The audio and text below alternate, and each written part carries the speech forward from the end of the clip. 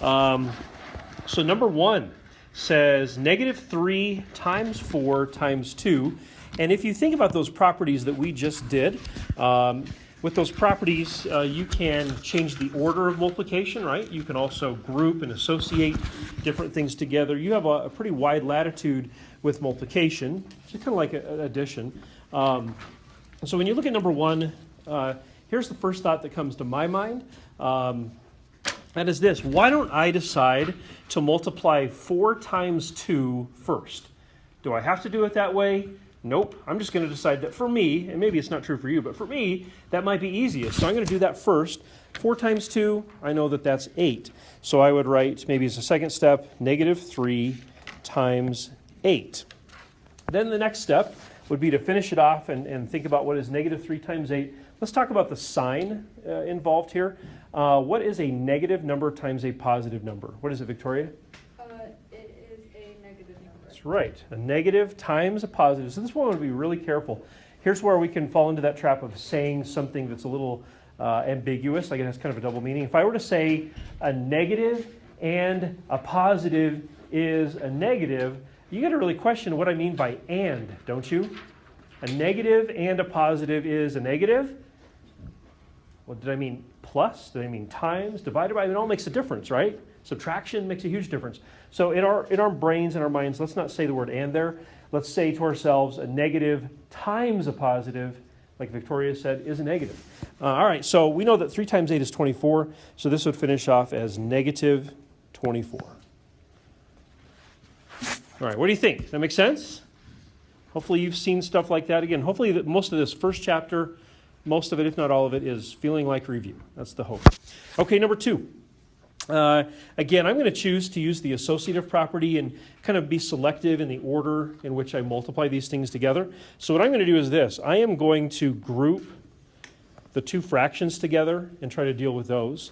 And then I will also group these first two together and try to deal with those. Okay, so let's do the first group there. What is negative 2 times 5?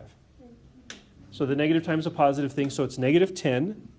So it's going to be negative 10 times, now the fractions, we have been working on this, we just were working on this, but it's a negative times a negative. So a negative times a positive is a negative. What is a negative times a negative? That's a positive, yeah. So we know it's going to be a positive number. And then as far as multiplying things together, do you guys see how the 2 and the 4 could be cross-reduced at the start? You don't have to do it that way, but it certainly is a good way to do it. So I would say the 2 would divide down to be a 1. The 4 would reduce down to be a 2. So when you multiply those two together, you'd get 1 times 2 is 2, and 1 times 3 is 3. And of course, the negative times the negative is a positive, so it would be times 2/3. What do you think about the fraction multiplication? Do you have any questions on that part? Why is it positive? What about the cross-reducing thing, multiplying? Do you see how some students, it would never be you, but do you see how some students mix up addition and multiplication of fractions? It's really easy to mix those up sometimes, and so take your time to identify, okay, maybe in your mind say, this is multiplication. I don't need a common denominator. Or say, this is addition. I need a common denominator. Whatever it happens to be. Take your time, make sure you do it right. So I got a question for you. We got to finish this up. How on earth am I supposed to multiply a whole or an integer like negative 10 times a fraction like 2/3? What do you think, Ashlyn? Didn't you put 10 over 1? Yeah, don't we need to make the 10 a fraction? We do, that's right. So negative 10 gets to become negative 10 over 1. It gets to become part of the fraction club. I don't know if you really want to be part of that club, but it's part of the club. And now we can just multiply the numerators times each other, denominators times each other. And let's think this through. What's a negative times a positive? So doesn't the answer have to be a negative in the end? So it's going to be negative. Of course, 10 times 2 is 20. 1 times 3 is 3. Can we reduce that down to lower terms? No. I don't think so. You might be tempted to go to a mixed number, like negative 6 2/3, I think it would be. But you don't have to do that. In fact, I would really rather you left it as negative 20 over 3. I think that's better. I really do. Okay. You guys have any questions about that? Jake? No? Okay. All right, good deal. Let's move ahead. We can jump over those properties because that was part of our video. Or I think that really was the video. If you kind of forgot the stuff in the video, or maybe you just didn't get around to watching all 2 minutes and 30 seconds of it, you should. You're going to want to know that for Friday's quiz. So let's see here. Let's see if we can do a little bit of work here. You know what? I got to be honest. I think you guys can handle these. I really do. So why don't you take a shot at number 3 real quick, and I'll give you a chance to check your answers here in just a minute. So number 3, kind of interesting question. We can draw a bigger conclusion for number 3. You got -4 times -6 times -8 times -1. So you can kind of shortcut the whole positive negative answer thing here. How many negatives do you see being multiplied together? 4. Okay, so let's think this through. If we just thought about the positivity or negativity of our answer, if I were to multiply those 2 negatives together, what will I get? A positive. And if I multiply those 2 negatives together, a positive. And of course, a positive times a positive is a positive. So I know my answer in the end is going to be a positive, but we can draw a bigger conclusion here. How many negative signs were being multiplied together? 4. And 4 is what kind of a number? Even. So if you are ever multiplying an even number of negatives together, your final answer should be positive. If you're multiplying an odd number of negatives together, your final answer should be negative. So you don't have to have that memorized, but I think that's a useful thing to think about as you're doing problems like this. Okay, so did anybody go out of order? Did anybody kind of group numbers differently, or did you just go from left to right? I'm just kind of curious. Did everybody go from left to right? Okay, that's fine. That's fine. So if you did that, you'd be doing -4 times -6 first, right? So what's -4 times -6? 24. It's positive 24 because a negative times a negative is a positive. I think I would just, not that it makes that much of a difference. I think I would just look at the -8 times -1 and be like, well, that's 8, isn't it? Positive 8. So 24 times 8. And then as far as multiplying the 24 times the 8, we know the answer is going to be positive. And if you go 8 times 20, you get 160. 4 times 8 is 32. So I think we'd end up with 192. That makes sense? 192? Okay, and it's positive just like we predicted at the start. All right, find the reciprocal. How would you describe a reciprocal? What other word could you use to describe a reciprocal? What do you think, Kendall? It's like the opposite of the number. So you Well, now be careful with that word because opposite means, if we said, what's the opposite of 7? What would we say? 1, 7. No. Opposite of 7, I would say, is -7. Okay. So I think it's pretty much always, we're going to refer to opposite as changing the sign. Okay. I think I know what you're getting at because it's kind of like the opposite operation almost. Yeah. Yeah. So let's build off that because the reciprocal is definitely not going to just be the opposite. I'm thinking of a different word. We'll come back to that. We'll come back to that in a second. I'm thinking of a different word. What word describes reciprocal? What is it, Neil? You're about to say it, aren't you? Inverse. What kind of inverse? Because if it's the addition inverse, that's exactly what Kendall's describing.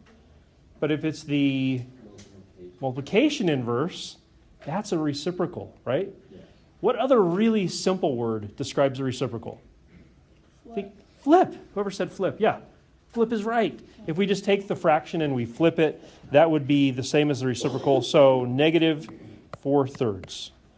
So if the number is negative, then its reciprocal will still be negative. It'll just be the vertical flip of what that original number was. Okay, and then finally, dividing real numbers. That property we used at the very start of class still applies. If you are dividing numbers like that, we'll go copy, which means just rewrite the first one, dot, which means multiplication, and then flip or flop, whatever you think, on that second one. So it looked like this, -5/16. We just copied it. And then dot means multiplication, and then flop would be -8/3. We just do the reciprocal of that second fraction. Let's predict. Will the final answer be positive or will the final answer be negative? Positive, because we have a negative times a negative, which will always yield positive. Do you guys see any of those cross-reducings that we've done? What do you see, Garrett? 8 and 16. Sure. So what goes into 8 and 16? 8. So 8 divided by 8 is 1, and 16 divided by 8 is? 2. Okay, so now we can multiply straight across. 5 times 1 and 2 times 3. So 5 times 1 is 5. 2 times 3 is 6.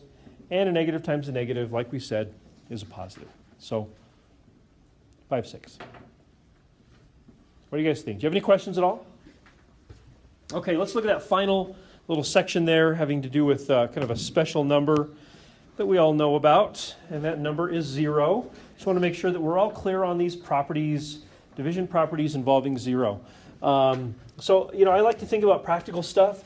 So if I told you that here at the end of class, I'm going to take all of the ice cream cones in the room and divide them amongst you for you to eat, how many ice cream cones do you think you're all going to get?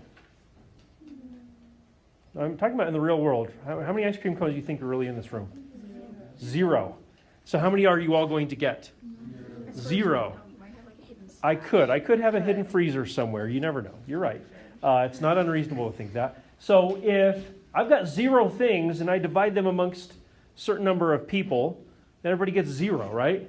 So that first property there, 0 divided by A, will always be 0. So if you've got a 0 in the numerator, that automatically makes the whole fraction have a value of 0.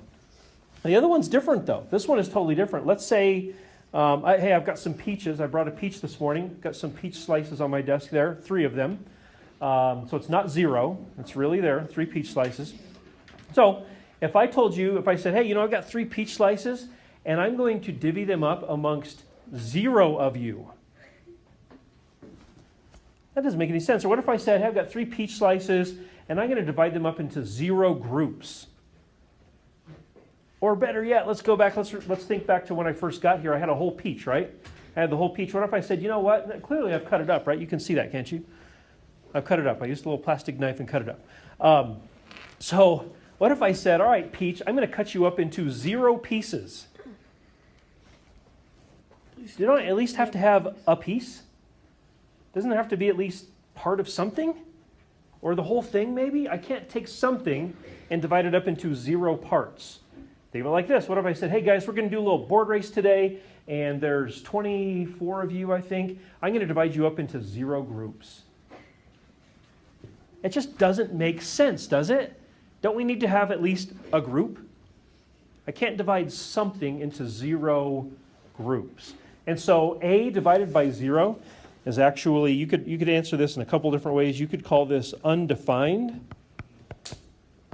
Or the shorthand for that I would take would be DNE, which means does not exist. You simply can't do it. Right? Does that make sense? It just does not make sense mathematically. So it's not that we don't know the answer. It just means that there's not an answer. Make sense? I hope it does. And so those are kind of some properties of 0. It's okay to have 0 in the numerator.